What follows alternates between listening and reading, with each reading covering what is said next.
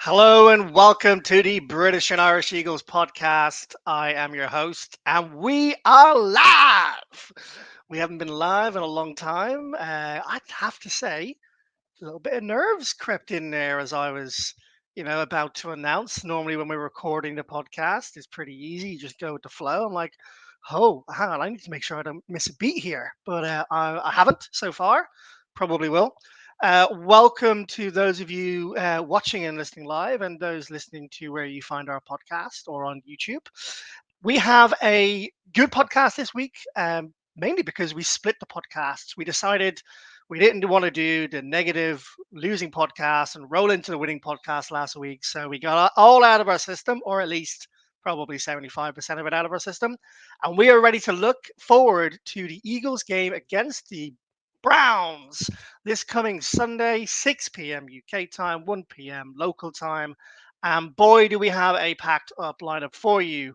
We're going to touch on a lot of news, actually. There's always a lot of news in the bye week, a lot of time for teams to think about what's gone wrong, what's gone right, how they can improve.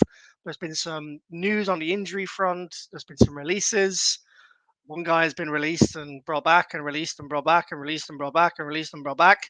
And also we've had some press conferences in the last few days as well, which is good. We're going to talk about the weaknesses of the Browns. We're going to talk about the difference makers that they have. We're going to look at the Eagles and what they can do against them to take that W, which is very, very much needed. Hello there, Mike, listening in. Yes, Phil is probably on his middle floor somewhere along. Without any further ado, let me welcome in the wisest man of the three, the brain, that is Tony Brewerton. Tony, how are you, my friend? Another week nearly gone. I am incredibly worried, Liam, that we are live and you've given me this massive intro. There's absolutely no room to manoeuvre on the pod tonight. We are in a position where we get it wrong, we take our humble pie, and I'm just panicking that you're going to ask me to name some of these Cleveland Brown players.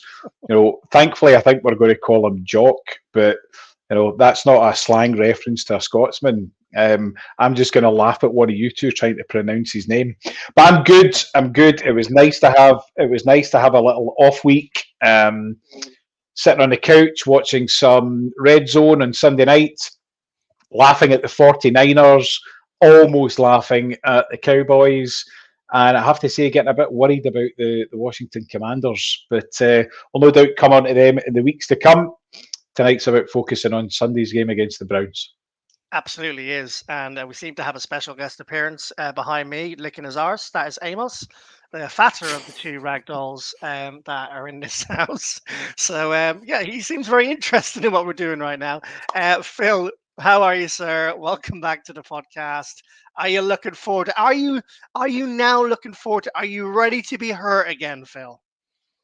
Absence makes the heart grow fond, as we all know. The longer we go without Birds football, the more eager we are to get back into it. And we've all been sort of filling the void with a bit of Phillies baseball, which unfortunately hasn't gone the way we would like it to have, with a bit of a damp squib last night. But, hey, it gives us a bit more reason to get optimistic about the Birds this weekend. Everything's pointing towards it being positive, players back, the matchup, so on and so forth, which also makes us just feel even worse because the more the expectation to win get comes, hurt, right? exactly, yeah. So I'm looking forward to it, but also equally quite nervous about it. I love it. All right, so Eagles have had the bye after being humbled against a supercharged Baker Mayfield. I think it was something like 280 unanswered yards at one point in the game. Evening, madam. Go Birds, buddy.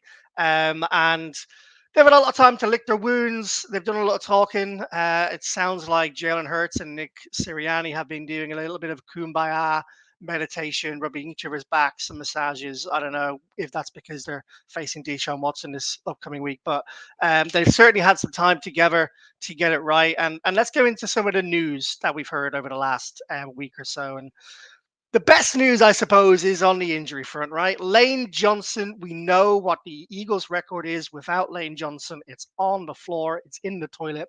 He has been cleared. He will play. I did see a note that he was actually cleared to play against the Buccaneers.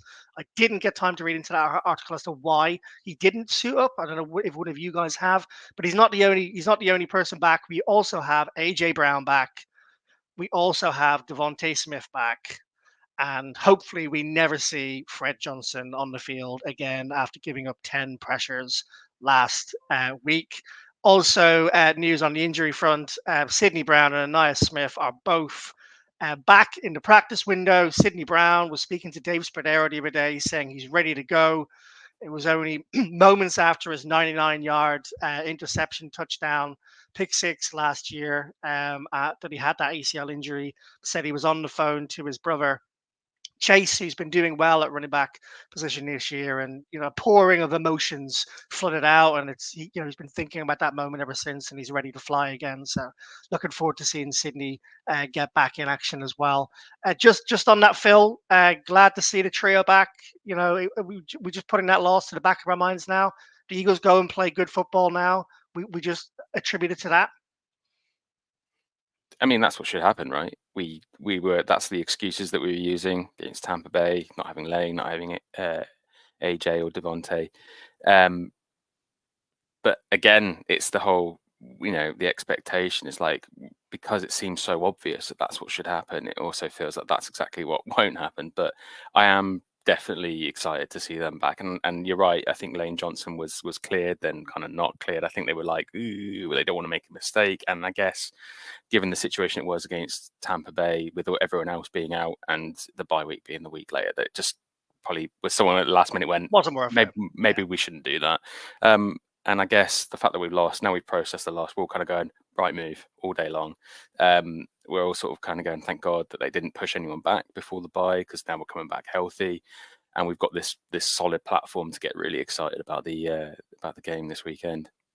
Oh, the word excitement. Didn't have that in my vocabulary last week, but it's good to hear it on this podcast.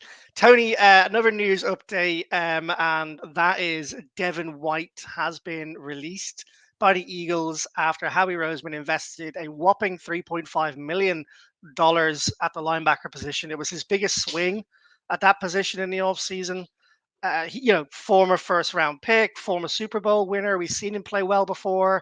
Set up that WhatsApp group with AJ Brown and Jalen Hurts earlier in the year.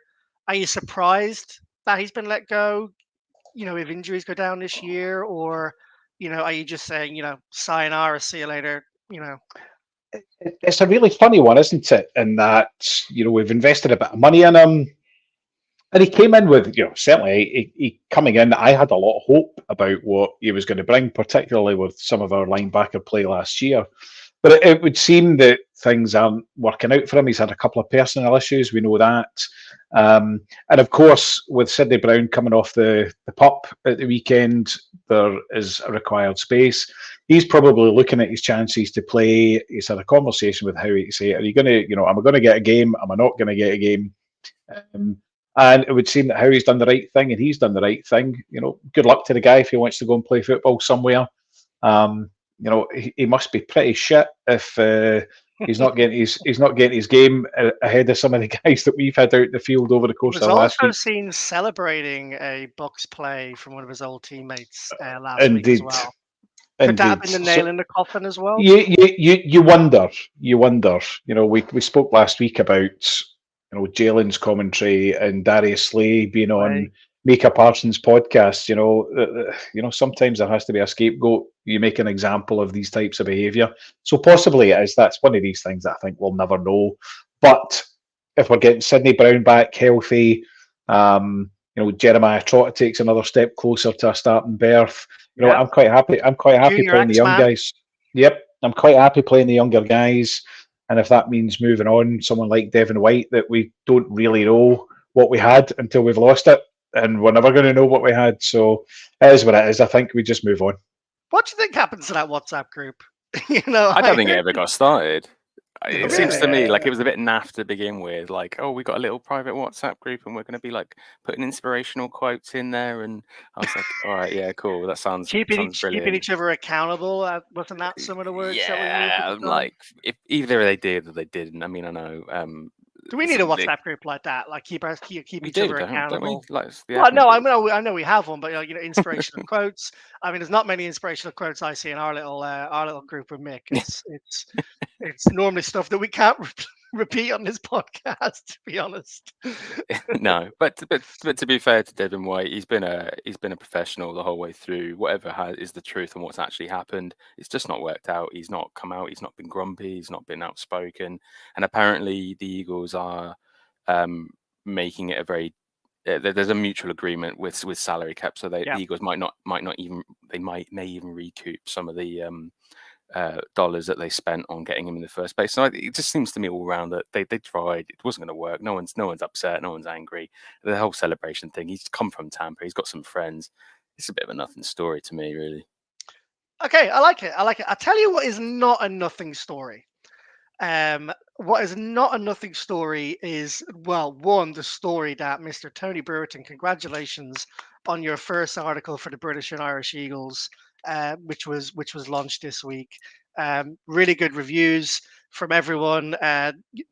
Sirianni and Hertz in the courtroom playing it out, the prosecution and the defense, the jury, simply fantastic. And the reason I bring that up is not to blow smoke up your arse, Tony, which I would never like to normally do.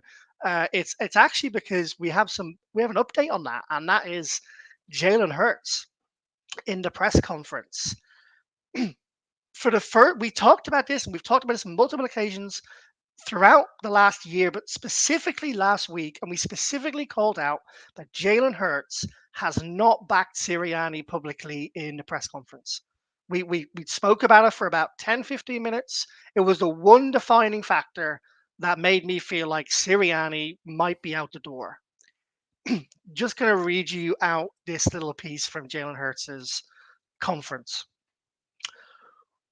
When asked about Sirianni, he said it shared some great moments during the bye week. We are two leaders of the team. I'm happy and fortunate that we were able to come together in harmony and have the same goal in mind to try and get things right. I have a ton of confidence in him, a ton of confidence in what he brings, everything he's been able to accomplish here. And then this is the other side coming out a little bit here. Everybody goes through different moments. Everyone experiences adversity. We've experienced different moments of adversity together. We're excited of what's to come. Now, that is a ringing endorsement at a time that was needed. You could maybe make the argument: did this come from higher than Jalen? Has someone had a word with Jalen to do this? I don't think so, because Jalen's been his own man the entire time. But the thing for me, and what I read into it, I'm really interested in, Tony, to get your opinion, just because you did the podcast, the article this week.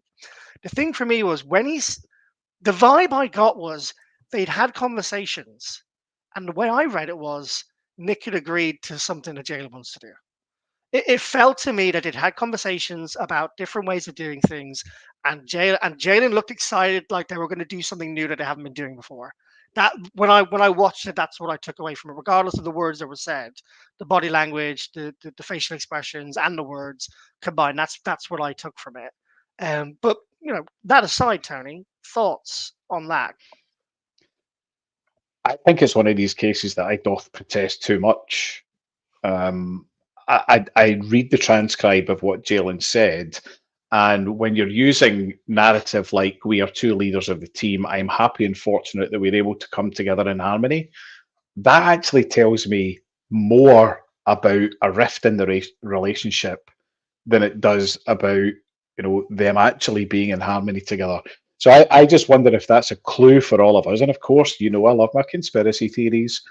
I just wonder if this is a bit of a clue for us that either things haven't been right and how he's got them in a room and banged their heads together Yeah, and told them to work and told them to work it out, or Jalen has realised that last week he did have an opportunity. There was an open door for him to praise Sirianni, openly and outwardly to the media, basically say, "Listen, we are together, we are a team," and he never did that. So I think it's more telling about. I think you said it last week, actually, Liam, what he didn't say rather than what It he was did what he say. did say, yeah. And this week, it's about what he is saying that tells us a bit more about last week, in my opinion. And just while you were saying that, I was reminiscing about your conspiracy theories, and I wonder whether we should get a little part of the podcast, which a weekly conspiracy theory from Tony. We've already had one, I think, today with Devin White. We barely started the podcast.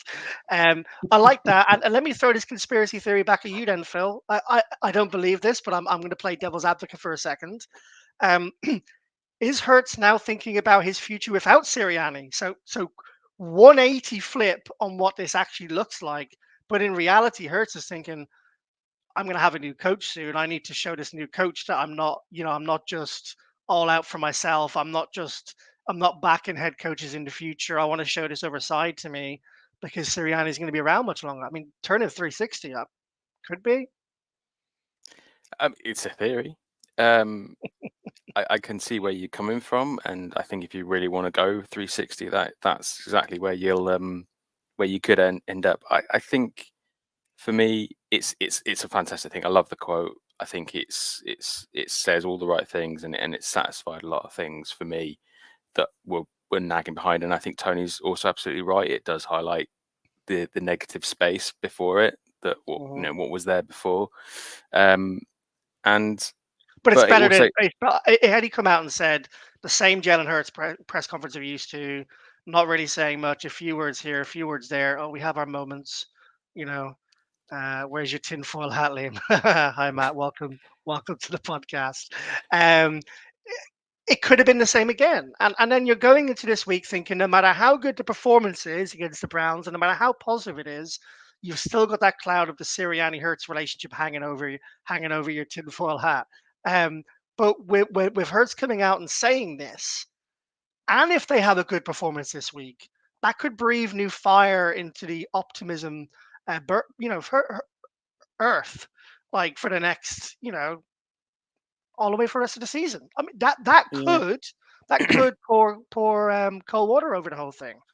If they don't win and we go back to normal, then I think it's all dead in the water anyway. So I definitely think that there is an aspect of, maybe someone's had a word in Jalen's ear, and you do realise that until he's gone, he's still there, and you need to make peace. And whether he's gone or not, maybe it's inevitable. Maybe he knows it's gone, so he's just like, well, I can get along to go along until the end of the season. But it like it kind of reminds me of a few years ago when I was deployed. I had two lads working for me on ships. We were away for flex, 7 months. Like flex. I'm kind of, no, it's not really a flex. It's horrible.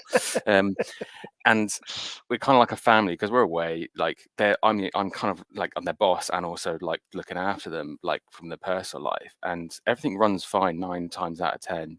But eventually it gets to the point where they're falling out, they're disagreeing, they're clashing, and you have to try and sort it out. And the way I used to deal with it was like, I'm treating you like adults, so you should be able to deal with it like adults most of the time. If I have to Hmm. get involved, that's when things get really uncomfortable for you and for me, because I don't want to have to get involved. I want to expect you guys to be able to deal with it. And it kind of echoes with this situation, because I feel like maybe Howie has got involved and gone, look, guys, like sort it out. If I have to get involved, it's not going to be comfortable for either of you. You are the star quarterback, but things can get made very difficult for you, and you are the head coach, and you are quite easily removable. And if you want to put the conspiracies on the table, that's maybe mine saying that Hmm.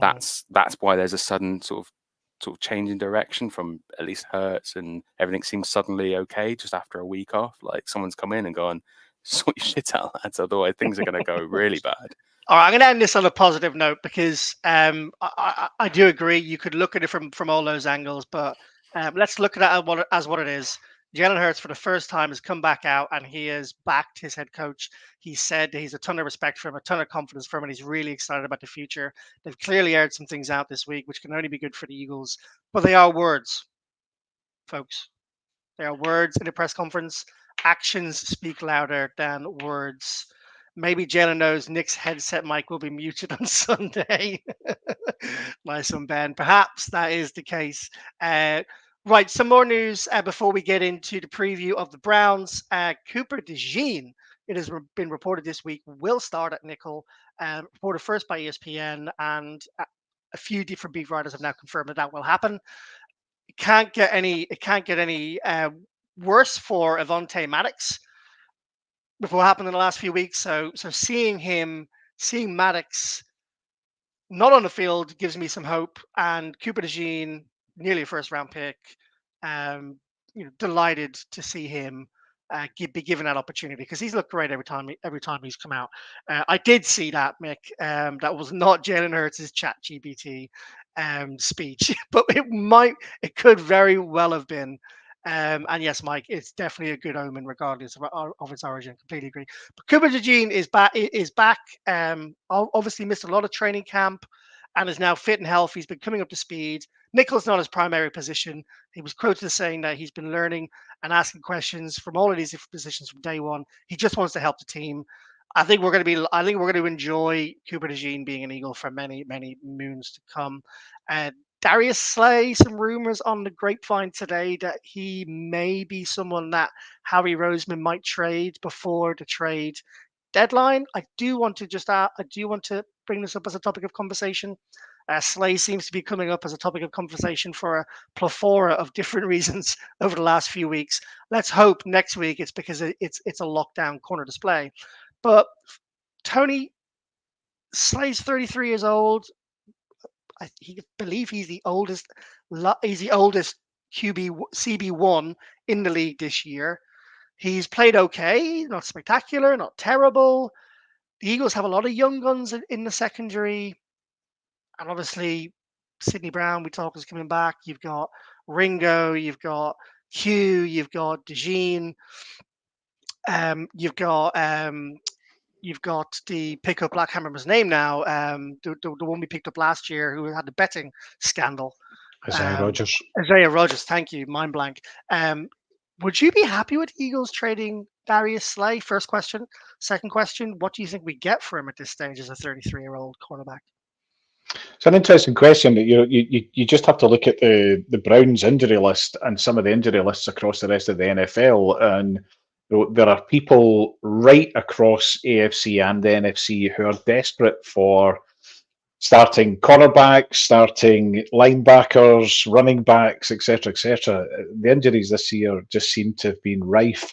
I think what happens in the next couple of weeks will be very telling. So if Cooper DeJean comes in, solidifies that position, Isaiah Rogers gets some more snaps, Keely Ringo gets snaps, and Q keeps playing the way that he's playing, then you would say, what's the risk of getting some draft capital for Darius Slay? But equally, you would also say, well, he's still got another half season left in him. If we are on the road to the Super Bowl just now, and I know that's a great big if underline bold italic right now. Not right now, we're not. But you could also argue, actually, if you move Slay on, who could you bring in? Is that now Mick, if Mick has just commented yes, but apparently Liam and Tony think that Q is just lucky. If you did listen to the podcast last week, Mick, you will exactly. We did profusely apologize and hold our hands up that he is not likely. Gunning for Q jersey in the club shop next month, Mike. 100%. I will definitely be trying to get one of those as well, because he is not lucky and he doesn't need luck. And then another comment from Ben Rogers did repost a comment about him going back to the Colts. Interesting, I didn't see that. Look, let's corner this off for now. The Eagles have a lot of talent at cornerback and in the secondary. We didn't have that last year. Let's be thankful that these are the sort of conversations we're having, and we're not saying, who do we need to go and trade for? Who do we need to go and pick up who's still on free agency? Who do we need to get in to help this DB room, right? It's good to be having those conversations rather than the others. One position which I do think the Eagles will be targeting before the trade deadline, and we've mentioned it a number of occasions, is the defensive end position. I don't want to spend too much time talking about Bryce Huff or the defensive end's lack of performance. because we covered that a lot on the last podcast we did. But Brandon Graham will be celebrating his 200th game for the Philadelphia Eagles this coming Sunday at the ripe age of 36.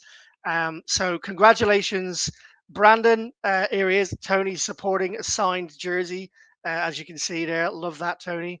Of course, it's And signed. of course, it's signed. Yeah. Yeah, you're in the middle ground, and You're Tony's in in the the right middle. wing. You're in the middle floor. You're in the middle floor. I'm in the Eagles cave. You're in the Eagles west wing. I love that. So while this is incredible news and it's great to see Brandon Graham get his 200th appearance for the Birds, he has been leading their pass rush snaps for the last couple of weeks, and that is not something from a defensive end position. That is not something that is sustainable for a 36-year-old. Just quick question, doesn't need to be long. Are the Eagles going to make a trade for a defensive end before the trade deadline? Question two, to answer both, are they going to bring Robert Saleh in as an assistant DC purely to work on Bryce Huff and get him to do the production he had last year? Dealer's choice. Whoever goes first. I'll answer the second bit first. I feel like that's just not going to happen. As much as it would be amazing, I think we've spent so much time and effort getting Fangio in. I really don't think, as much as he would bring to the table, it would be a good idea right now, unless Fangio is the one pulling for it. So I really don't think that's going to be happening. As for trading for a defensive end, I think that's a really strong possibility right now. I feel like it's a real area we could inject some life. We touched on it on the last podcast, I think. Especially when we took on Sue and Linville Joseph 2 years ago, and what the impact that had. Surely, Howie is very much if it works, keep doing it. And I feel like it's the sort of thing that Howie will do. He'll look back 2 years ago, what went well, that went well. Who have we got on the market that's like that, and make a conscious effort to go and get players of that quality, and we certainly need it. Not that I mean Huff and Smith I've clearly haven't been up to standard, and I feel like they can get there maybe with a bit more time under Fangio's tutorship. You think Huff but can I get feel there? like we haven't got the time right now to allow them to develop at the speed that they seem to be developing. So we need some help. Yeah, we do. The trade deadline is not till the 5th of November. So I think the next few weeks are going to pretty much define what that trade activity is like for the Birds if they go 3-0 in the next 3 games, which they should, really. Then I think you could definitely expect to see some trade pickups coming into the Eagles. They lose against the Browns and they lose one of the two next games after that, and we go 1-2 for the next 3 games.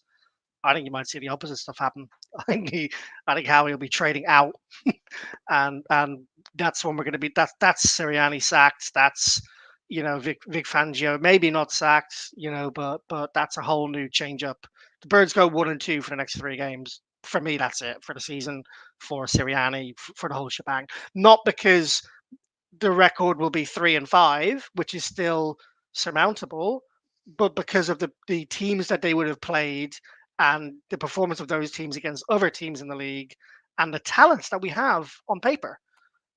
I just can't see that. But anyway, let's move on from that negativity. We're going to go to a quick Loch Lomond ad read, and then we'll be back in about 60 seconds or less to talk about the Browns preview. Catch you in 60 seconds. Celebrate victories, rally through challenges, and bond with fellow fans as you toast with a dram of Loch Lomond single malt whisky.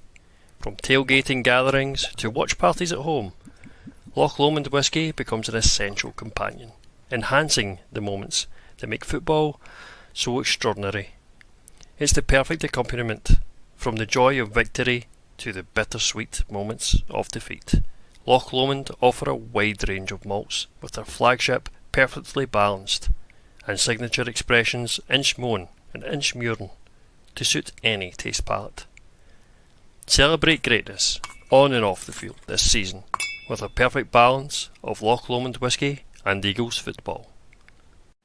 From the first pour to the crowd roar, fly Eagles fly.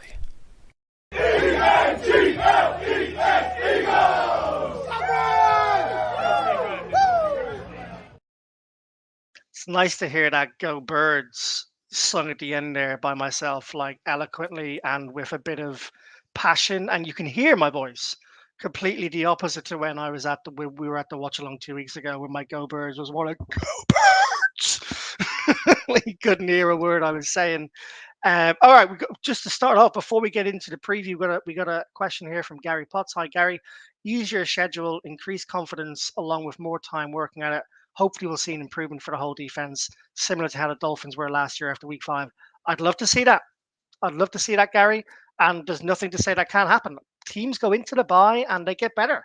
They work stuff out. They make changes that they were thinking about preseason, and they make them in season. You would hope that someone as experienced as Vic Fangio, who I called Vangio by accident on a recent tweet this week, if anyone saw it, you would hope he's experienced enough and not too proud to be able to make those changes with what's needed. And likewise with Kellen Moore, and likewise with Sirianni and Hurts. This is a chance for them to really change the dial, change the course of direction for the Eagles and where they're going this year. And I certainly hope you're right, Gary. We'll see in a couple of weeks how that bears out. All right, let's get into the preview against the Browns. All right. So what we're going to do is we're going to go through the Browns first. We're going to look at their weaknesses, and we're also going to look at what their difference makers might be and how the Eagles are going to match up against them. And we're talking about the Eagles as well and how they may match up against the Browns and how we're going to win this game this coming Sunday. It gives me great pleasure, an inordinate amount of pleasure, to introduce our first weakness for the Browns this week. And I really hope I don't eat my words. But Deshaun Watson. The Browns are 1-4 at the moment, and a lot of that has been down to Deshaun Watson. We all know the story. We all know the background. I'm not going to comment on that whatsoever. But I did say it gives me great pleasure, so you probably know where I'm coming from. Deshaun Watson has had a woeful start to the year. I'm not going to reel off all the stats I have in front of us because we'll have nothing to talk about when I ask the questions next. But there are a plethora, second time I've used the words plethora, thank you. There are a plethora of stats that shows Deshaun Watson is playing historically bad for the Browns. And I'll name a couple before passing it over here. Last week against the Commanders, he was 1 for 13. Yeah, I know, right? What a surprise, Mike. He was 1 of 13 on third downs, and he averaged 4.5 yards with a passer rating of below 80. It's the fifth straight game with a sub 90 passer rating for him. I'm just going to leave that there for starters. Phil, I'm going to bring you in as you drink a glass of water from the beautifully etched British and Irish Eagles glass that Lee has crafted for you. Looks absolutely fantastic. Are you in any way worried about Deshaun Watson finally clicking out of this first gear he's in, finally playing to the level which was top 3 quarterback in the league before all of the allegations? He was seen as a guy who can sling it, a guy who's accurate, a guy who can run with the ball, super talented, young. Now he looks like he's never played football before. Are you worried he can click back into gear, or are you excited to see him get benched after the first 2 quarters? Well, it'll be stunningly Philadelphian for him to click back into place when he plays us. Let's put it that way. That's the tempting fate that I feel like in my mind. I'm like, oh god, it would just be so typical if he did. But I don't. That's my gut, like my heart. My gut is sort of, and my brain are saying that it's not. He spent too long away from football, which was the main detraction when we were on podcast with Zach Berman asking about whether he'd take Russell Wilson, Deshaun Watson, all that sort of stuff. It just felt like everyone was saying, well, he's just going to be exactly the same as what he was when he was at And the Texans. And I was like, ZB on the podcast, Phil. ZB Burn, yeah, poor I Zach. think he was Stepping on his more skin. Wilson though, wasn't he? But He was more it's Wilson. the same principle applies. It's when we were at that point, that crossroads, and we were considering these experienced quarterbacks, and look what's happened to both of them now. Like you wouldn't want to touch either of them with a barge pole. Sorry for the touching comment with Deshaun Watson. I suppose it's a bit on point, but there's another one. It's a case of he is not performing and the team hates him and the coach hates him and the team around him, the players are not enamored with him, and it just feels like the only thing keeping him there is the money. And I've saw a wild theory that there is I think it was from that guy that we all hate, the guy with the goatee and the long hair on. I've etched his name from my memory. Remember what his name is, but anyway, he came up with a I theory. know who you mean. Okay, fair enough. That's probably the only situation was if he gets traded to another team with the Browns' first round pick, just to get rid of him, with a team that can take the dead cap here, is the only way that he'd get off that team. But it's a theory, and I'm like, I wouldn't be surprised. So, like an opposite trade, you're saying. So, so they would have they're paying someone to take him off because of the dead cap money. A team that's rebuilding. I can't see that happening. No, I think it was one of those things where it's literally like, this is the desperation. You know that the Browns are really in bad way if that's what they end up doing. But it just goes to show overarchingly what the situation is, and that does give you a huge amount of confidence that this is the perfect team in theory to come back off a bye after a really sort of middling start to the season, a week off to get right, and then who would you rather face right now? Someone like the Browns, maybe the Panthers, but even the Panthers have had a bit of a turnaround. So this could be an exceptional weekend for us. I think I'd rather play the Panthers if you were going to give me those two options, purely because of the playmakers that the Browns do have on the defensive side of the ball and on the offensive side of the ball. Mick McGivern clearly on the whiskey. Loads of messages. Browns are inherent losers. Only chance they have is if Garrett absolutely wrecks the game. Very good point, Mick. So Garrett missed the last game. Did not play in the last game and did not practice today. So that would suggest he is trending to be out. However, we will monitor that closely over the coming days, because if he is out, then obviously that's a huge loss for the Brown. Mike still, since he signed for the Browns, he's had more dropped legal cases than touchdowns, 23-19. Very good. Love that stat. Tony, I want to take a different angle with Deshaun Watson here for a second, and I want you to look at our defensive line and our pass rush, and specifically the amount of times that Deshaun Watson has been sacked this year. Do you think this is a game that could change the fortunes of the pass rush for the Eagles and provide them the confidence that they need? Or are we going to be coming on Monday and being like, Jesus, this guy's been sacked so many times and we still can't get to him? I think it could be either or, Liam. It's such a difficult yardstick to use this weekend, given everything that everyone else has done with the Browns. Let me just rewind slightly and bring a bit of balance to the Deshaun Watson narrative, not on the obvious in terms of his alleged misdemeanors down in Texas. Deshaun Watson has missed 28 games in the last 3 years. So he missed a full season down in Texas. He was then suspended for a season. He then started 6 games for the Browns last year, went 5-1. So he had a decent season last year before he went down injured. He then, this season, has had this catastrophic fall from grace.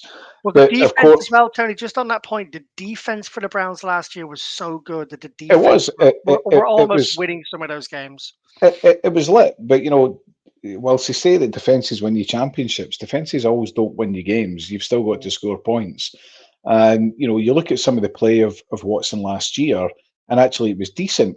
But then you look at what happened when he went down and Flacco came in, and they ended the season last year, 11-6, 12-5.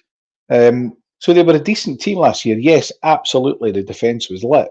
However, lest we forget that the Browns have burned down their offensive coaching staff, and they've completely rebuilt an offensive coaching staff this year, and it's patently going wrong. Now, is it going wrong because of Watson? Is it going wrong because of injuries? Is it going wrong because of play calling? Is it going wrong because they're all just getting used to one another? So, while you say this is the perfect get-right game, equally, this is the biggest trap game for Nick Sirianni and Jalen Hurts as far as this season's concerned, because every day, look at the bet line. The Eagles haven't won a game by more than a score in how long? More than last season. more than 13 points in about 15 games. Yeah, I think it's something like that. I Yeah, haven't won by you know, so two so so scores you're, in 13 games. so you're over 12 months ago since we've won a game by more than a score, so 2 scores or more. Yeah, Sounds like the forefather speech, doesn't it? Um, very good. Now, when would the Eagles ever, in the current form and with the collapse of last season, be 9.5 point favourites? So I think we're in a dreadful situation this weekend. By rights, we should get it. It's a very good We, point. we should get it right. We should get it right. Would I be taking the over 9.5 on the Eagles? Absolutely No. not. And Not a chance. I Not a wouldn't chance smash I'd be the touching under that. either. I wouldn't smash the under either just because I couldn't do that to my I own just, team. I just, I just But wouldn't yeah, touch it. I just I know wouldn't a few touch it. people in the So, British and Irish Eagles group will be smashing the under on that. So let's not get into smashing the under when we're talking about Deshaun Watson again. Um, but to go back to your question, is this a get right game for our defensive ends? You look at that injury list of the Browns, Liam, and you referred to Miles Garrett not practicing. Let me just read you a few of the other ones that didn't practice. So Miles Garrett, Achilles, didn't practice. Denzel Ward, hamstring, didn't practice. David Njoku, knee and ankle. And I know that David Njoku is a tight end, didn't practice. You've got Jonta Foreman, running back, didn't practice. Amari Cooper, didn't practice, albeit it was just a rest day for him. Nick Chubb, limited practice. I remember the memes from 2020 when the Eagles injury list went out and it was the whole team That's how we dead started type our thing. podcast, which was called Next Man Up. That was That's why we right. started the podcast. Yeah. That's exactly it. So I think the way that I'm looking at this game is, regardless of the box scores, regardless of how the defense performs, let's just get off the field with a win. And to Phil's earlier point, you get off the field with a win. Is that the get right? Is that the catalyst for then, going to MetLife a week on Sunday and beginning, this resurrection? What I would be looking for this weekend. What I'd be looking for this weekend is a solid defensive performance. Locking down whatever it is that the Browns have got to offer. We'll come on to their weapons in the not too distant future.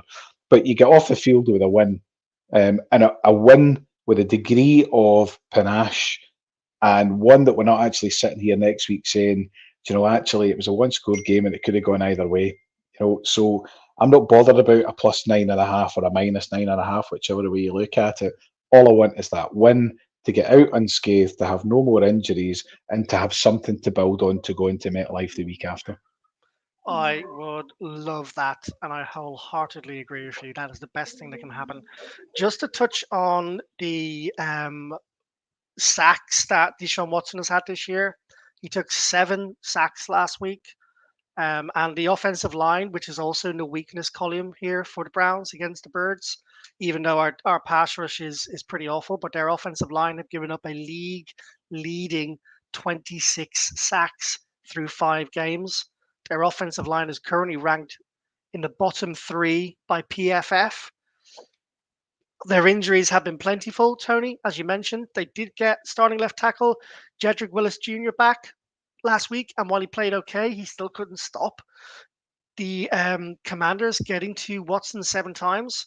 Their second-year right tackle, Daiwan Jones, really has continued to struggle.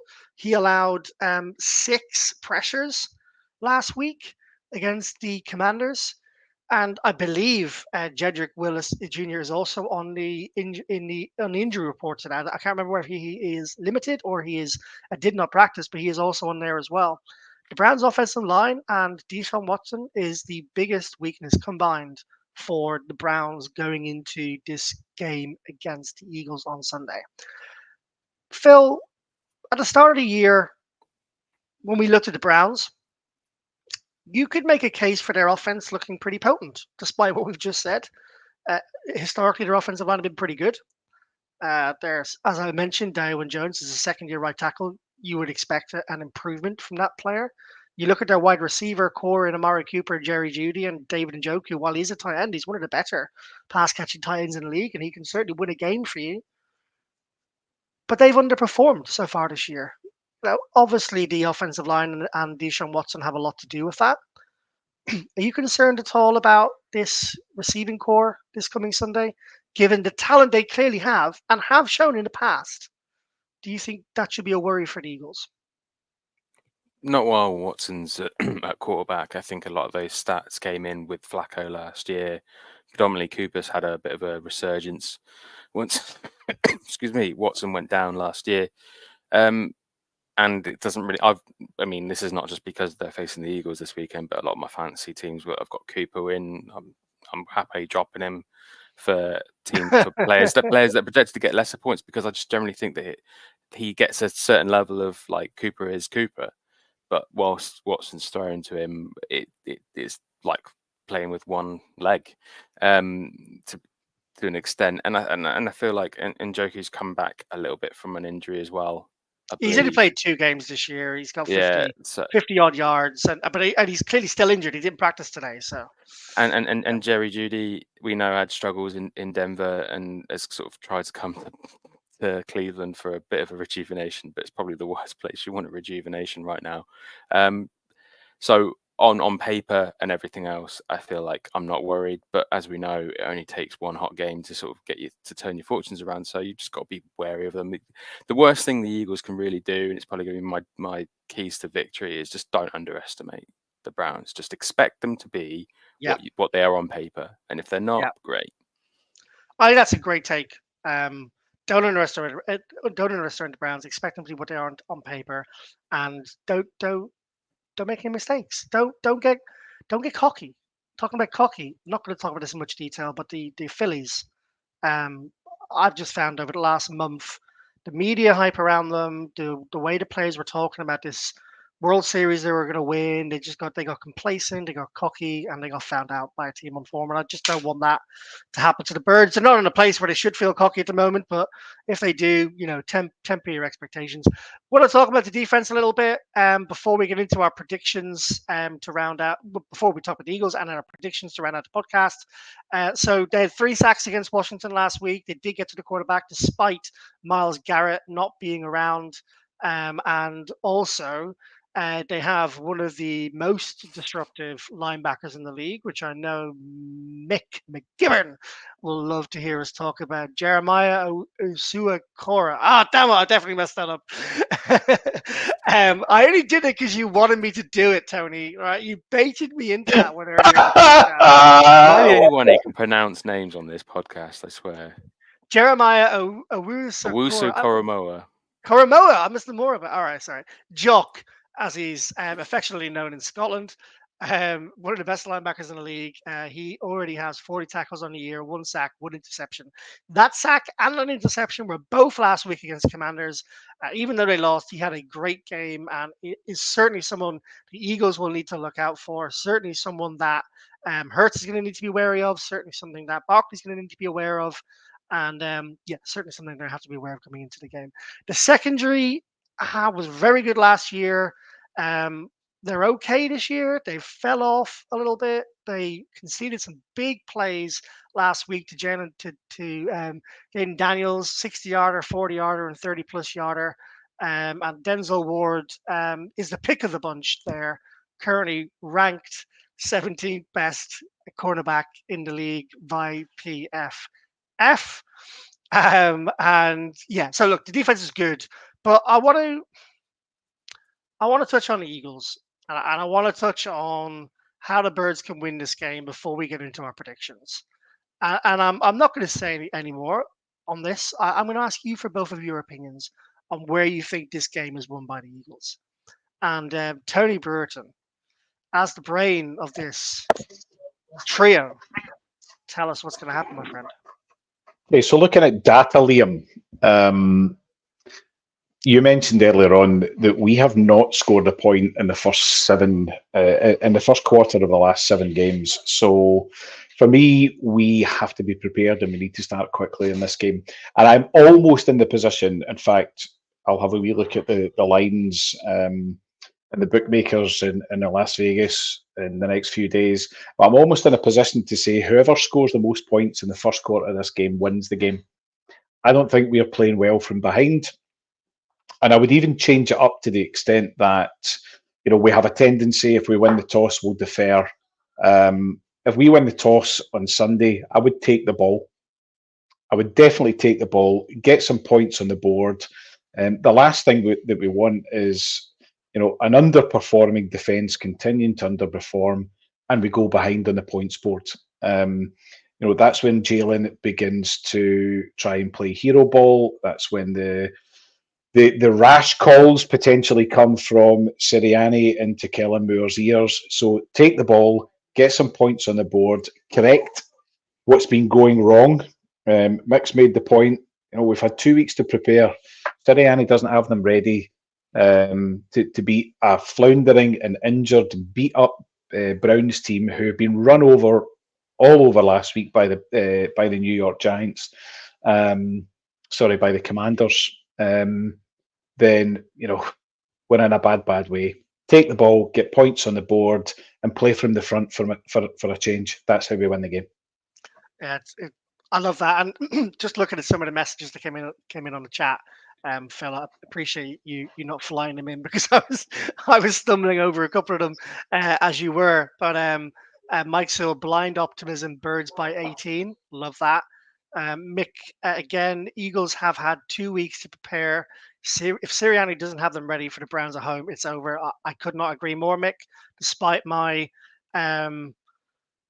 staunch defense of Sirianni and his record and the belief that the Eagles have in him, and despite what Jen has come out to say, if the Eagles don't win against the Browns and they have a poor performance, Sirianni, in my book, should be sacked.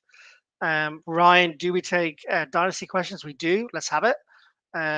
Yes, Matt, Denzel Ward didn't practice yesterday. He is nursing a hamstring injury. We'll see what that looks like in the coming days. Phil. Tony stole some of your thunder from previous weeks, where you've been a big proponent of the Eagles coming out and scoring early, to be a difference maker from the game. But I do believe he is right this week specifically because if the Eagles if Deshaun Watson drives the ball down the field slowly over 7 minutes and they score a touchdown, and Jalen Hurts coming back out with 8 minutes left in the first quarter, starting at his own 10-yard line.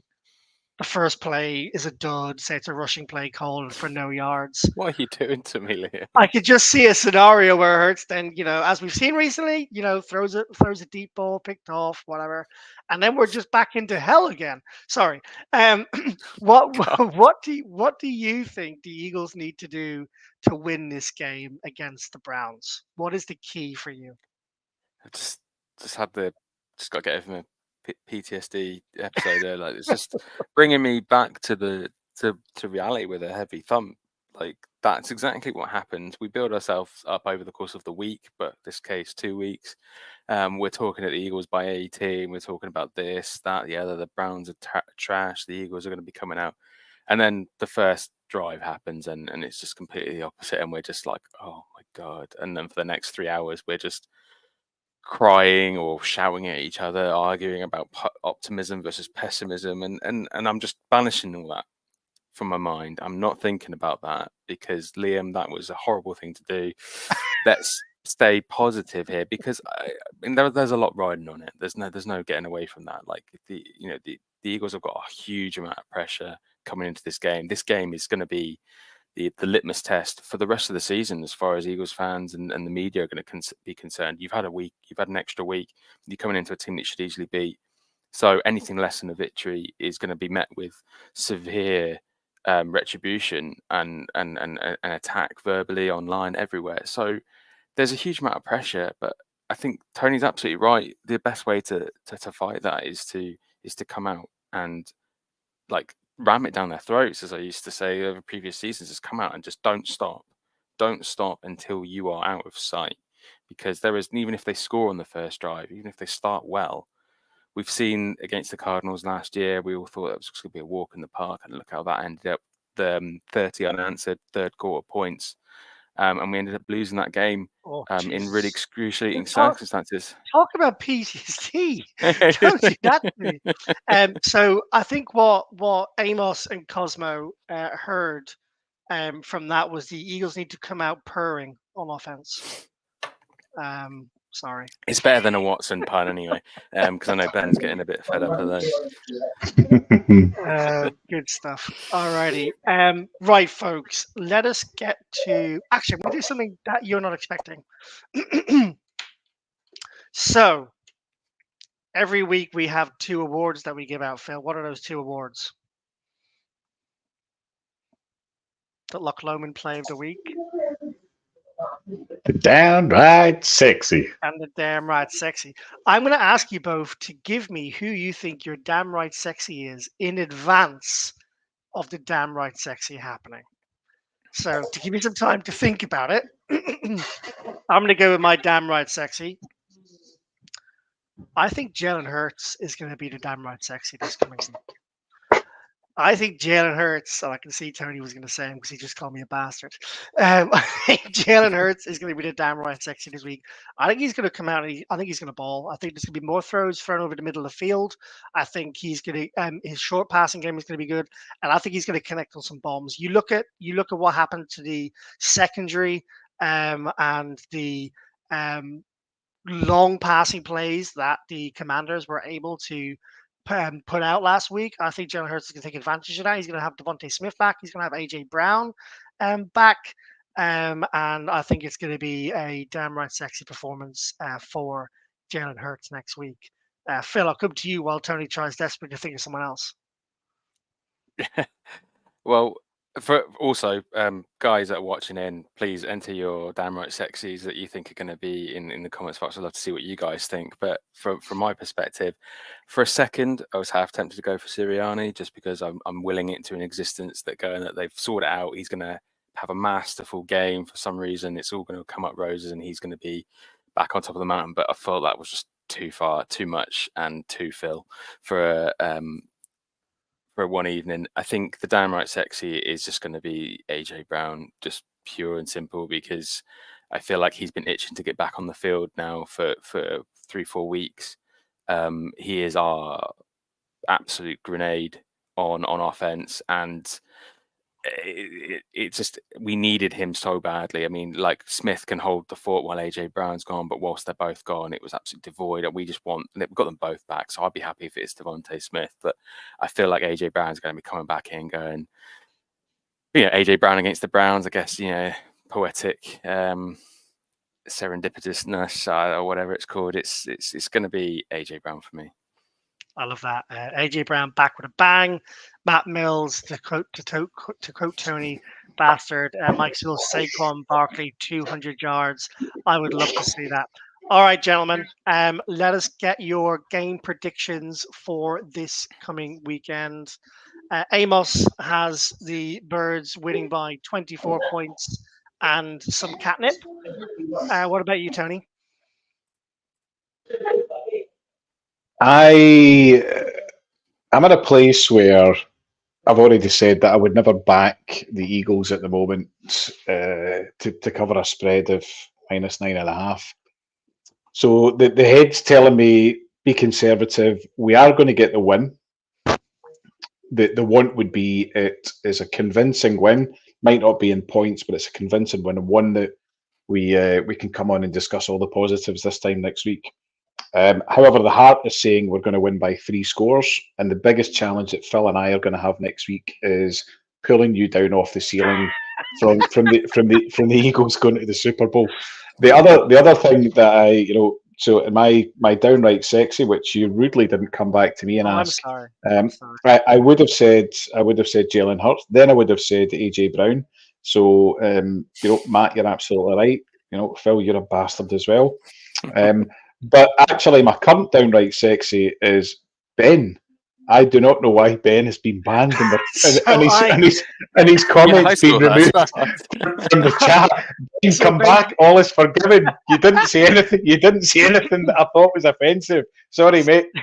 So basically, to confirm what happened. I'm glad you picked up on that. So, Just so you know, you did it now. no. So basically, so I put it in our WhatsApp chat. I went to go and like, not knowing how the live version of StreamYard works. I went to go and like the comment, and I thought by pressing the three dots there will be a like button to like a comment that's put in the chat. I inadvertently then pressed the button, which has not only removed him from the chat as comments, but has also banned him. So Ben, I'm very Technical sorry. difficulties, ladies and gentlemen. I'm very sorry.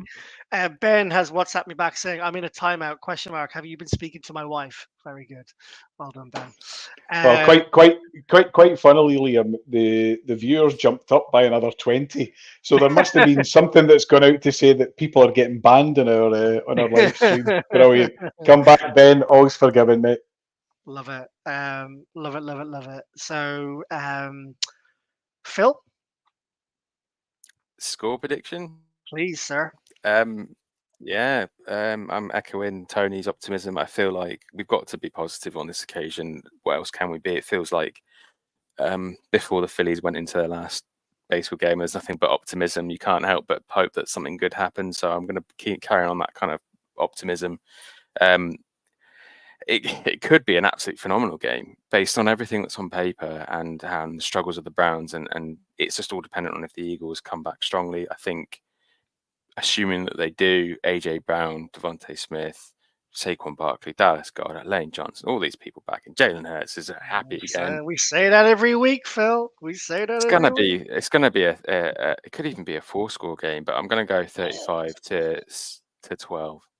35-12, that's big. I mean, I like being the outlandish guy on this podcast every now and again and projecting a big score, and I'll happily have people laugh at me to do so, because if it comes off, I'm just gonna be the happiest man alive. But these are some big score wins. That Phil, that's a did you say 35-12? Mm-hmm. 23 point game. That's big. I don't think the Eagles are going to win by that many. I think they still have a lot to work out. I think they're going to be better. I think there's still going to be some frustrating moments where we get down to the end zone and we don't score, or we get down and we don't take points. I think that's still going to be something that they iron out. Matt 31-6, I like your positivity. I'm going to go for 27-16 to the Eagles.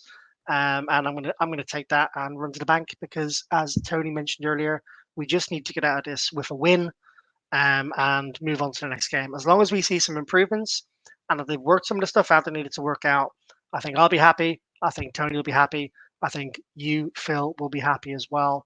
And on that note, thank you very much for listening in to the British and Irish Eagles podcast. We look forward to chatting to those of you who are members on game day on Sunday. Those of us who are at the London game and who are going, I hope you enjoy it. And I hope you make sure you get back in time to watch the Eagles, even if it means leaving after the third quarter, which is my plan. Let us know your thoughts. Let us know your predictions. Mike Sewell, 30-12. Thank you, Mike. Leave your comments. Let us know what you thought. Anything you want us to discuss next time around. But listen, we are the British and Irish Eagles. We are here for you, the fans. We love every single one of you. And let's go beat those Browns, baby. Go Birds. Fly, Eagles, fly.